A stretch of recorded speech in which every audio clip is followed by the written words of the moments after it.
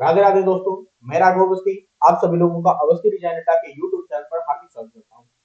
आज हम लोग सॉलिड वर्क की एक नई वीडियो के साथ में कुछ सॉलिड वर्क के ऐसे टॉपिक्स को कवर करने वाले हैं जो कि बेसिक हैं मगर बहुत ज्यादा इंपॉर्टेंट है। ये सारे टॉपिक्स आपको, अगर आप एक बिगिनर हैं, आपने अभी सॉलिड वर्क स्टार्ट किया है तो आप लोगों को ये सारे टॉपिक्स का नॉलेज होना जरूरी है। तो इस वीडियो में हम लोग कवर करने वाले हैं how to select plane, how to use sketch tools, smart dimensions और कुछ स्केच टूल्स जैसे लाइन, सर्कल, रेक्टेंगल। जितना भी कवर होगा इस वीडियो में मैं आपको मैक्स टू मैक्स कवर करवा दूंगा। अगर जो चीज छूटेंगी वो अगले वीडियो में देखेंगे, क्योंकि ये सीरीज आप लोगों की लंबी चलने वाली है। इसमें मैं आप लोगों को solid work basic to advance करवाने वाला हूँ, प्लस कुछ ऐसी ड्राइंग्स होंगी जिनका यूज हम लोग रियल लाइफ में करते हैं।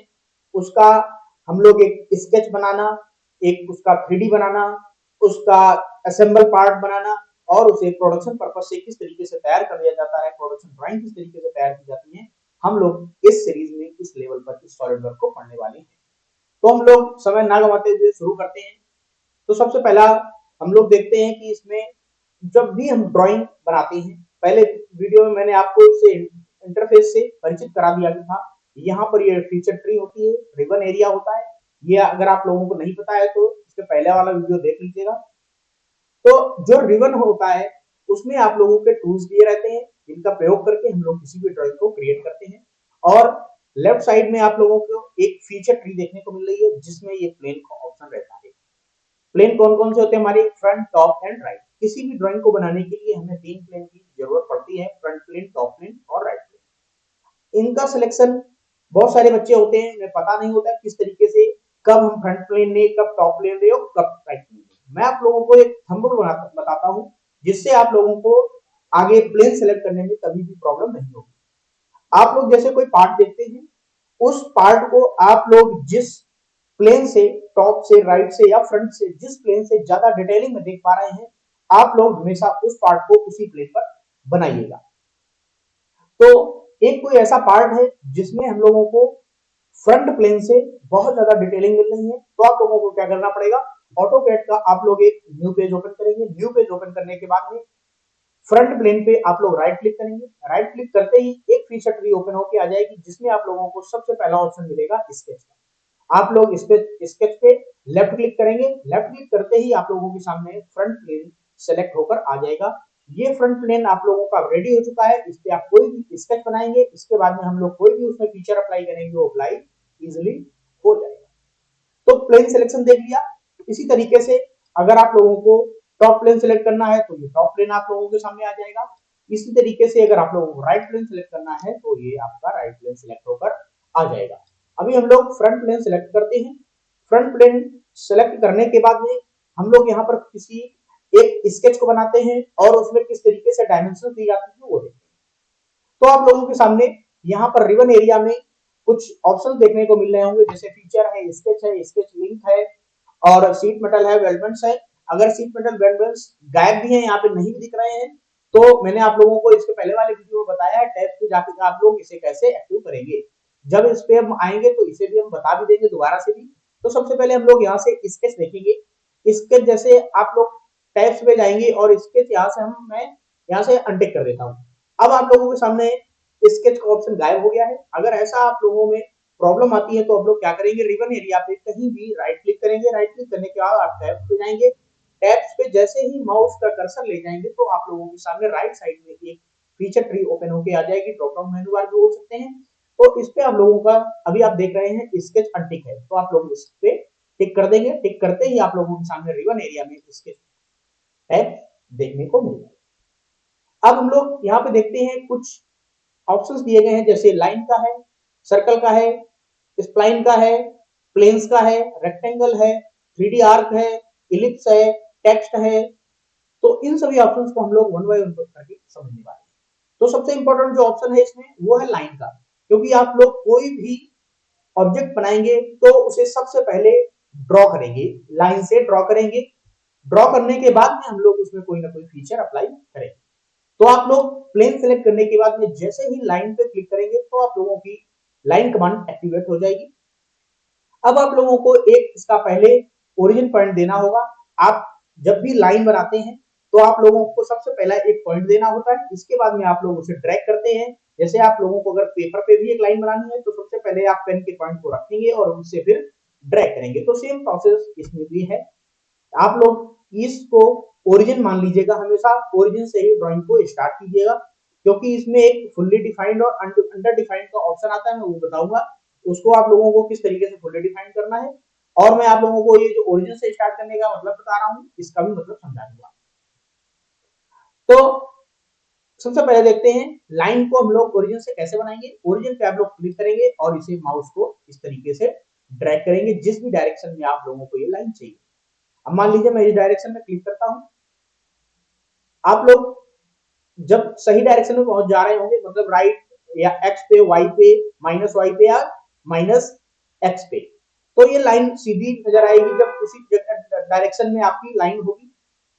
अगर आप अदर डायरेक्शन में करेंगे तो आप लोगों की लाइन तो ड्रॉ होगी, बट प्रॉपर उसका एंगल आपको पता नहीं होगा, एंगल आपको बाद में डालना पड़ेगा।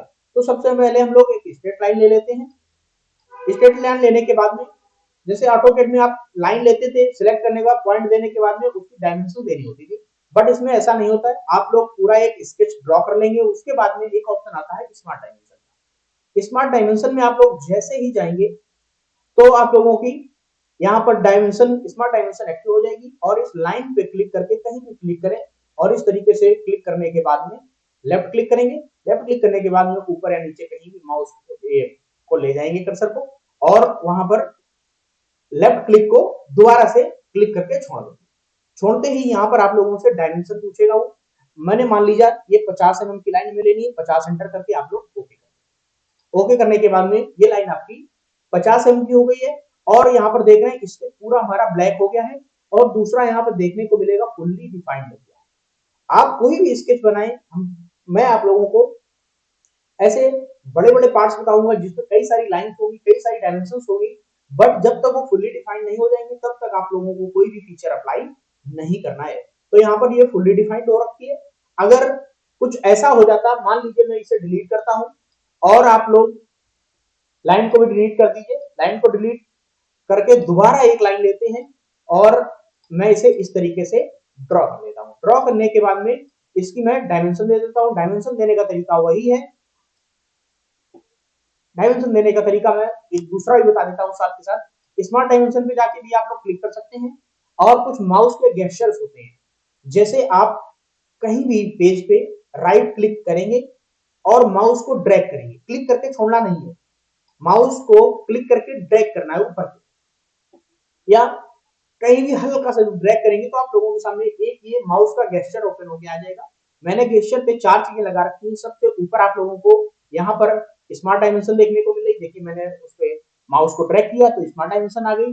जैसे ही मैं माउस को राइट क्लिक करके हल्का सा ड्रैग करूंगा तो इधर मैंने लाइन ले रखी है, मैं यहाँ से लाइन भी से बना सकता हूँ इस तरीके से। हल्का सा फिर ड्रैग करेंगे तो यहाँ मैंने सर्कल भी ले रखा है, सर्कल भी बना सकते हैं। और हल्का सा नीचे ड्रैग करेंगे तो मैंने रेक्टेंगल बना रखा है। क्योंकि मेरी ड्राइंग में बहुत ज्यादा इनका यूज होता है, इसलिए मैंने इन्हें माउस के गेस्चर पॉइंट पे ही सेट कर रखा है। माउस के गेस्चर पॉइंट पे कैसे सेट करेंगे वो मैं इसी वीडियो में आपको बता दूंगा। तो हम लोग देख रहे थे कि जैसे एक लाइन बनाई मैंने, लाइन बनाने के बाद में आप लोग कमांड से बाहर आने के लिए एस्केप भी कर सकते हैं। और दूसरा, जैसे एक ये लाइन एक्टिव है, लाइन मैंने बनाई, अब अगली लाइन स्टार्ट होने के लिए ऑप्शन आ गया, बट आप लोगों को यहीं से एडिट करना है तो राइट क्लिक करके सिलेक्ट कर सकते हैं, तो भी आपकी जो कमांड है वो डीएक्टिवेट हो जाएगी, या फिर आप कीबोर्ड से एस्केप भी प्रेस कर सकते हैं। तो मैं इसे हटा देता हूं, मैं इसकी एक डायमेंशन दे देता हूं। माउस के गेस्चर पॉइंट से देखिए मैंने कितना इजीली, माउस के गेस्चर पॉइंट से कितना इजीली मैंने स्मार्ट डायमेंशन को एक्टिवेट कर लिया।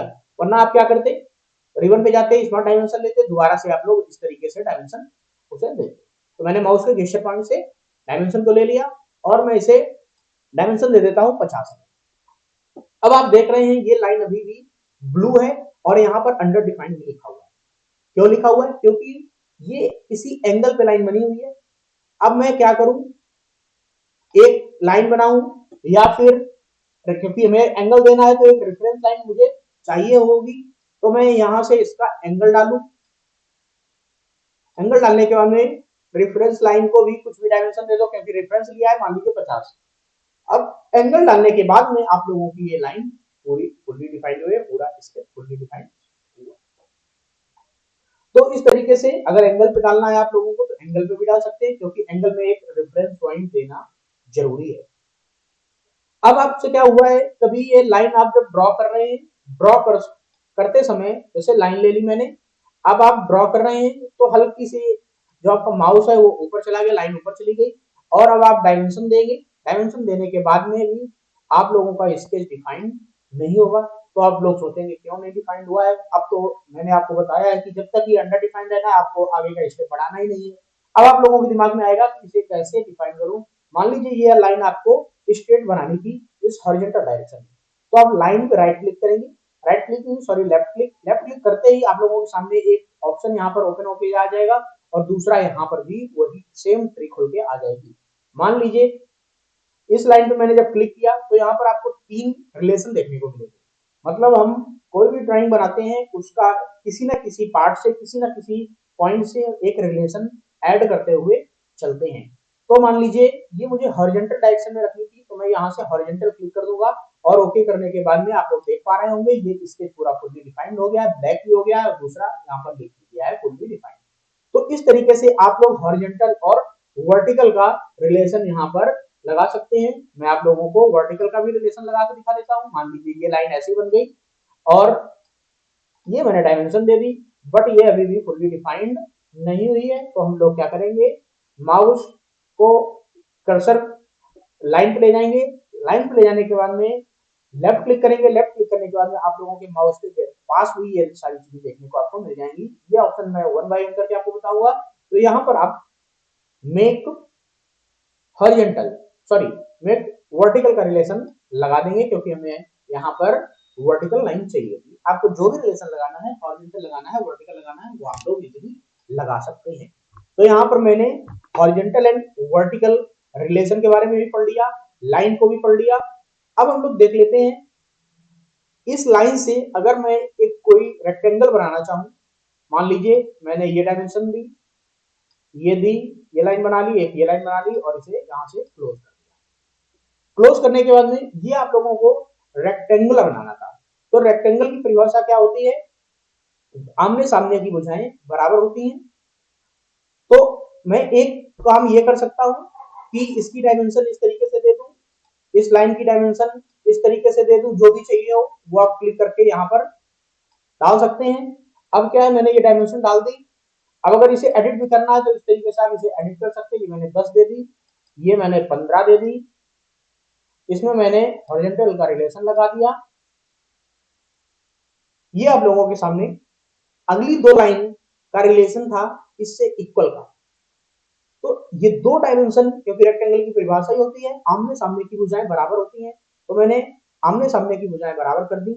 या फिर कभी कुछ आपके सामने ऐसा होगा, जैसे ये आपने लाइन बनाई, ये लाइन बनाई आपने, और ये लाइन बनाई आपने, ये देखिए जब आप नीचे आ रहे हैं या किसी भी डायरेक्शन में जाएंगे तो आप लोगों को एक ये रेफरेंस पॉइंट मिलता है, ये बताता है कि आप लोगों की लाइन हॉरिजॉन्टल जा रही है, वर्टिकल जा रही है। येलो लाइन से एक रेफरेंस लाइन आती है, तो इसका भी ध्यान रखना है आपको। मैंने ये कर दिया। अब आप लोगों को आमने सामने की भुजाएं बराबर करनी है, तो आप लोग यहाँ से इस लाइन पे क्लिक करेंगे, कंट्रोल प्रेस करेंगे कीबोर्ड से, और दूसरी लाइन को क्लिक करेंगे और उसका इक्वल जैसे ही आप लोग क्लिक करेंगे, तो जैसे आप लोगों को यहाँ पे हॉरिजॉन्टल वर्टिकल का ऑप्शन देखने को मिल रहा था रिलेशन का, ऐसे ही आप लोगों को यहाँ पर इक्वल का रिलेशन देखने को मिलेगा। आप लोग यहाँ से इसे इक्वल कर देंगे, तो आप लोगों की देखिए दोनों लाइनें इक्वल हो गई। अब मैं इन्हें दोनों को इक्वल कर देता हूँ, दोनों को मैं क्लिक करूंगा कंट्रोल प्रेस करके और इक्वल का रिलेशन दे दूंगा, तो ये लाइनें आप लोगों की इक्वल हो गई। अभी अभी आप लोग देख रहे हैं कि ये लाइन पूरी प्रॉपर 90 डिग्री में नहीं है, तो मैं इसका रिलेशन दे देता हूँ वर्टिकल। वर्टिकल रिलेशन देते ही आप लोगों की 2 लाइनें आमने सामने की बिल्कुल इक्वल हो गई। अब आप लोग इसमें डायमेंशन डालेंगे।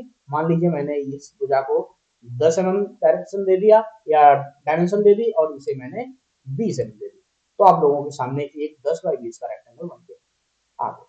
तो इस तरीके से हम लोग लाइनों में रिलेशन देते हैं। मैंने इस ड्राइंग में तो आपको रिलेशन देना बताया है, आगे भी मैं जो ड्राइंग बताऊंगा उसमें भी रिलेशन देते हुए हम लोग चलेंगे और मैं उसे आपको समझाता हुआ भी चलूंगा। मैं फ्रंट प्लेन ले लेता हूँ, फ्रंट प्लेन लेने के बाद में मैं कुछ और ऑप्शन आपको बता देता हूँ। लाइन पे ही एक दूसरा ऑप्शन होता है सेंटर लाइन का। अगर आप लोग सेंटर लाइन क्लिक करेंगे तो ये लाइन कुछ डॉटेड करके आती है, ये लाइन सिर्फ आपकी रेफरेंस के लिए होती है। ठीक है, आपको रेफरेंस देना, क्योंकि इस लाइन को बनाने के बाद में आप लोगों का इसमें फीचर एक्टिवेट नहीं होता। मान लीजिए मैं एक फीचर लगाता हूं, मैं आपको बताऊंगा आगे चल के, एक्सट्रूड बॉस बेस का। जैसे ही लगाएंगे तो यहाँ पर लिख जाएगा the sketch has no counter geometry. ठीक है, तो इस सेंटर लाइन से कोई भी आप ऑब्जेक्ट बनाएंगे तो उस पर आपका फीचर अप्लाई नहीं होगा। सेंटर लाइन का सिर्फ और सिर्फ इतना प्रयोग होता है कि आप उससे रेफरेंस पॉइंट दे सकते हैं। तो आप लोगों ने सेंटर लाइन देख ली। अब जैसे क्या है, मैं कभी गलती से लाइन बना देता हूं, यहाँ पर मैंने ये लाइन बना दी और हमें बनानी थी सेंटर लाइन, तो आप लोग इसी को ही सेंटर लाइन में कन्वर्ट कर सकते हैं। तो कैसे कन्वर्ट करेंगे, सबसे पहले आप लाइन पे जाएंगे और उस पर राइट क्लिक करेंगे। राइट क्लिक करने के बाद में आप लोगों के सामने एक ट्री माउस के कर्सर के पास भी ओपन होकर आ जाएगी, तो उसमें आप लोगों को इस जगह पे कंस्ट्रक्शन ज्योमेट्री का ऑप्शन देखने को मिलेगा। आप लोग इसे क्लिक करके इसे कन्वर्ट कर सकते हैं, या फिर मैं कंट्रोल जेड करता हूं तो दोबारा से आप इसे क्लिक करेंगे। राइट क्लिक करते ही आप लोगों के सामने एक और फीचर ट्री या उसकी लाइन की प्रॉपर्टीज ओपन होकर आ जाएंगी, जिसमें मैंने हॉरिजॉन्टल वर्टिकल बताया था। उसी में एक ऑप्शन आ जाएगा फॉर कंस्ट्रक्शन। फॉर कंस्ट्रक्शन करते ही आप लोगों के सामने एक कंस्ट्रक्शन लाइन बन के आ जाएगी। तो आप नॉर्मल लाइन को कंस्ट्रक्शन लाइन में, या फिर कंस्ट्रक्शन लाइन को अगर आपको नॉर्मल लाइन में बदलनी है तो यहाँ पे आप दोबारा से उसी ऑप्शन पर क्लिक कर देंगे तो नॉर्मल लाइन में कन्वर्ट हो जाएगी। तो आप लोगों ने देख लिया सेंटर लाइन और नॉर्मल लाइन का। अगर आप लोगों को नॉर्मल लाइन से सेंटर लाइन में कन्वर्ट करना है तो कैसे करना होता है, और आप अगर आपको कंस्ट्रक्शन लाइन से उसे नॉर्मल लाइन में कन्वर्ट करना है तो आप लोगों ने किस तरीके से किया। ये दोनों ऑप्शन आप लोगों को, मैं आशा करता हूँ, बिल्कुल क्लियर समझ में आ गए होंगे। तो लाइन में अगला ऑप्शन देख लेते हैं मिड पॉइंट लाइन का। मिड पॉइंट लाइन का मतलब क्या है, आप लोगों को कभी कोई सेंटर पता हो और उस सेंटर से दोनों साइड इक्वल इक्वल डायमेंशन में कोई लाइन चाहिए हो, तो आप लोग मिड पॉइंट लाइन का यूज करते हैं। वैसे ज्यादा यूज होता नहीं है, बट ऑप्शन है तो पता होना चाहिए। मान लीजिए मैंने ये ओरिजिन लिया, ओरिजिन से जैसे ही मैं क्लिक करके माउस को ड्रैग करूंगा तो इक्वल बोथ डायरेक्शंस में लाइन ड्रॉ होना स्टार्ट हो जाएगी। मैंने ये ड्रॉ कर दी लाइन। मैं अब इसे डायमेंशन दे दूंगा, जो भी मैं डायमेंशन दूंगा, मान लीजिए 20 दी मैंने, तो जिस पॉइंट से आप लोग इस लाइन को बना रहे हैं उस पॉइंट से दोनों साइड की जो डायमेंशन होगी, डायरेक्शन में डिस्टेंस होगी, वो इक्वल आएगी। मैं इसे आपको मेजर करके दिखा देता हूं कि किस तरीके से ये इक्वल है। मेजर का ऑप्शन इवेलुएट पे आता है, इवेलुएट पे जाते ही आप मेजर पे क्लिक करेंगे। मेजर पे क्लिक करने के बाद में आप लोगों को एक पॉइंट यहाँ लेना है, एक पॉइंट सेंटर से लेना है। आप लोग जैसे ही सेंटर में क्लिक करेंगे यहाँ पर डायमेंशन आ जाएगी, डिस्टेंस आ जाएगी 10 mm। ये आप लोग देख पा रहे हैं, ये 10 mm है। मैं दोबारा से क्लिक करता हूँ और अगला पॉइंट सेलेक्ट करता हूँ। मैं अगला पॉइंट जैसे ही क्लिक करके सेलेक्ट करेंगे आप लोगों के सामने ये डायमेंशन लिख आ गई है, दोनों साइड की 10 mm की है। तो सेंटर लाइन का मतलब आप लोग समझ गए। जब आप लोगों को कोई सेंटर पॉइंट पता हो तो आप लोग इस ऑप्शन का यूज कर सकते हैं। तो मैंने आप लोगों को इस वीडियो में बताया कि किस तरीके से आप लोगों को फेस सिलेक्ट करना है, किस तरीके से स्केच में जाकर लाइन बनानी है, लाइन के रिलेशन देने हैं, और आप लोगों को किस तरीके से सेंटर लाइन, किस तरीके से कंस्ट्रक्शन लाइन बनानी है। अगर आपको कंस्ट्रक्शन लाइन से एक नॉर्मल लाइन कन्वर्ट करनी है तो कैसे करनी है, और आपको अगर कंस्ट्रक्शन लाइन से, या सॉरी, नॉर्मल लाइन से कंस्ट्रक्शन लाइन बनानी है तो वो किस तरीके से आप लोग बनाएंगे। मैं आशा करता हूँ आप लोग सभी लोगों को ये टॉपिक्स बिल्कुल क्लियर हो गए होंगे। ये बिल्कुल बेसिक टॉपिक है, बट एक बिगिनर स्टूडेंट के लिए बहुत ज्यादा इंपॉर्टेंट है जो सॉलिड वर्क जानते हैं। मैंने कुछ पॉइंट ऐसे बताए हैं, कंस्ट्रक्शन लाइन कन्वर्ट करना ये नॉर्मल जनरली कोई नहीं बताता है, नॉर्मल से कंस्ट्रक्शन या कंस्ट्रक्शन से नॉर्मल में आना। तो आप लोग भी देख सकते हैं। अगर ये वीडियो आप लोगों को अच्छा लगा हो तो please like share and comment. Thank you for watching. मिलते हैं नेक्स्ट वीडियो में, तब तक के लिए जय हिंद, वंदे मातरम।